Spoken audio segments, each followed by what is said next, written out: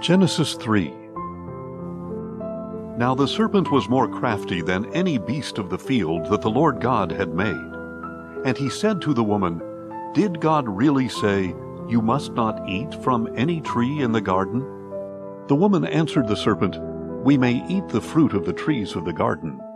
But about the fruit of the tree in the middle of the garden, God has said, You must not eat of it or touch it, or you will die. You will not surely die, the serpent told the woman. For God knows that in the day you eat of it, your eyes will be opened, and you will be like God, knowing good and evil. When the woman saw that the tree was good for food, and pleasing to the eyes, and that it was desirable for obtaining wisdom, she took the fruit and ate it. She also gave some to her husband, who was with her, and he ate it. And the eyes of both of them were opened, and they knew that they were naked, so they sewed together fig leaves and made coverings for themselves. Then the man and his wife heard the voice of the Lord God walking in the garden in the breeze of the day, and they hid themselves from the presence of the Lord God among the trees of the garden. But the Lord God called out to the man, Where are you? I heard your voice in the garden, he replied, and I was afraid because I was naked, so I hid myself. Who told you that you were naked? Asked the Lord God. Have you eaten from the tree of which I commanded you not to eat? And the man answered, The woman whom you gave me, she gave me fruit from the tree, and I ate it. Then the Lord God said to the woman, What is this you have done? The serpent deceived me, she replied, and I ate. So the Lord God said to the serpent, Because you have done this, cursed are you above all livestock and every beast of the field. On your belly will you go, and dust you will eat all the days of your life. And I will put enmity between you and the woman, and between your seed and her seed. He will crush your head, and you will strike his heel. To the woman he said, I will sharply increase your pain in childbirth. In pain you will bring forth children. Your desire will be for your husband, and he will rule over you. And to Adam he said, Because you have listened to the voice of your wife, and have eaten from the tree of which I commanded you not to eat, cursed is the ground because of you. Through toil you will eat of it all the days of your life. Both thorns and thistles it will yield for you, and you will eat the plants of the field. By the sweat of your brow you will eat your bread, until you return to the ground, because out of it you were taken. For dust you are, and to dust you shall return. And Adam named his wife Eve, because she would be the mother of all the living. And the Lord God made garments of skin for Adam and his wife, and he clothed them. Then the Lord God said, Behold, the man has become like one of us, knowing good and evil. And now lest he reach out his hand and take also from the tree of life and eat, and live forever. Therefore the Lord God banished him from the Garden of Eden to work the ground from which he had been taken. So he drove out the man, and stationed cherubim on the east side of the Garden of Eden, along with a whirling sword of flame, to guard the way to the tree of life. Genesis 4. And Adam had relations with his wife Eve, and she conceived and gave birth to Cain. With the help of the Lord I have brought forth a man, she said. Later she gave birth to Cain's brother Abel. Now Abel was a keeper of sheep, while Cain was a tiller of the soil. So in the course of time, Cain brought some of the fruit of the soil as an offering to the Lord, while Abel brought the best portions of the firstborn of his flock. And the Lord looked with favor on Abel and his offering, but he had no regard for Cain and his offering. So Cain became very angry, and his countenance fell.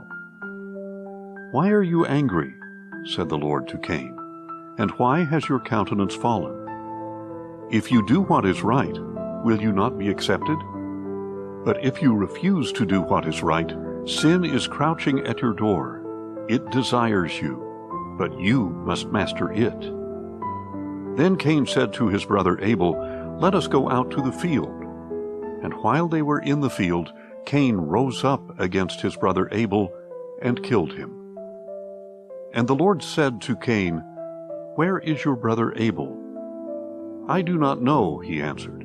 "Am I my brother's keeper?" "What have you done?" replied the Lord.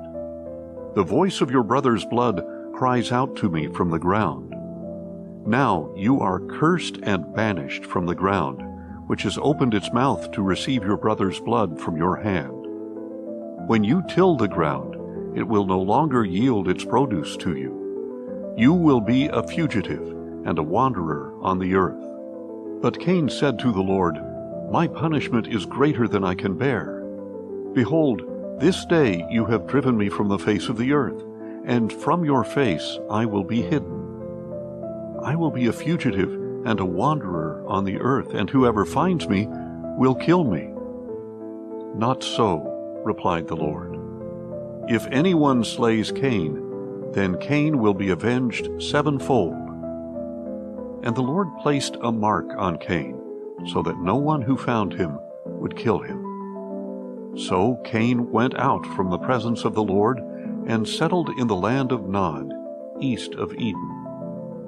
And Cain had relations with his wife, and she conceived and gave birth to Enoch.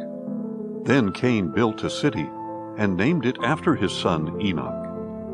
Now to Enoch was born Irad, and Irad was the father of Mehujael, and Mehujael was the father of Methusael, and Methusael was the father of Lamech.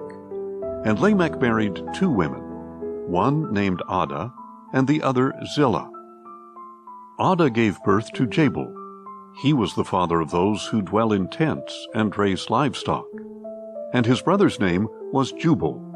He was the father of all who play the harp and flute. And Zillah gave birth to Tubal-Cain, a forger of every implement of bronze and iron. And the sister of Tubal-Cain was Naamah. Then Lamech said to his wives, "Ada and Zillah, hear my voice. Wives of Lamech, listen to my speech. For I have slain a man for wounding me, a young man for striking me. If Cain is avenged sevenfold, then Lamech 77-fold."